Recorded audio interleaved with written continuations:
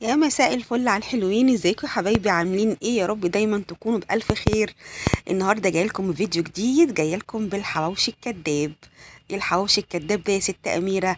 ده حواوشي بقى من غير لحمة. اللحمة غالية. عايزة تعملي في يوم كده أكلة بسيطة وسهلة، اعمليها حتى للفطار أو للعشاء. بدل ما تسلقي البطاطس، طب ما احنا ممكن نحطها بقى في العيش ويطلع حواوشي طعمه تحفة وحاجة جديدة ومختلفة. عملته ازاي بقى؟ جبت بطاطس مسلوقة. اعملي البطاطس حسب كمية العيش اللي انت هتعمليها، وهاتي بقى مكعب مرقة حطيه، على معلقة بابريكا، على حبة شطة، حبة فلفل اسود، وطبعا الملح بسيط عشان انت حاطة مكعب مرقة. خلي بالك من الحتة دي. ومعلقتين سمنة كبار، وبشرة طماطماية. وهنحط كمان معلقة جبنة. اي نوع جبنة عندك في البيت حطيها، بتدي طعم حلو قوي. اهو لازم طبعا الزيت، ممكن زيت او سمنه، انا حطيت معلقتين سمنه.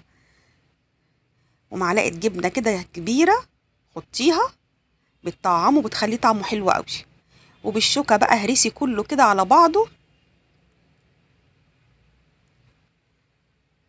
خليه كده يبقى ناعم. لو عايزاه بقى سبايسي حطي شطه كمان زي ما انت عايزه، او عايزه تحطي فلفل اخضر ممكن تقطعي كمان فلفل اخضر او فلفل رومي. خلاص كده نعمته، وجبت بقى العيش البلدي. انا هعمل 3 رغيف. حطي بقى كده في العيش وافرديه كويس. كتري بقى كده، كتري وبلاش تستخسري، خليه كده يبظ من كل ناحية. حاجة كده سهلة وبسيطة واقتصادية. محتارة في العشاء ولا محتارة في الفطار، قومي اسلقي البطاطس واعملي وحطي حبة التوابل اللي قلتلك عليهم دول، هتاكلي بجد والله أحلى حواوشي.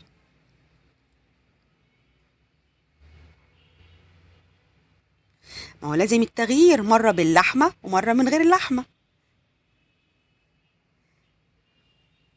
اهو فردت كده كويس قوي، وعلى بقى صاجة أو صينية، وتروحي حطها ايه في الفرن على الرف اللي في النص.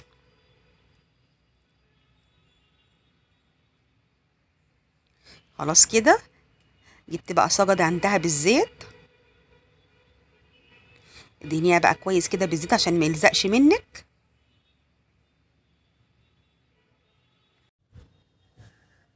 حطي بقى كده رصي العيش، وكمان هدهنيه وشه بالزيت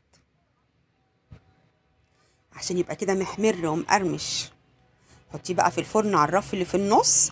لما تلاقيه احمر من تحت روحي قلباه على الوش التاني عشان ياخد بقى اللون من فوق ومن تحت.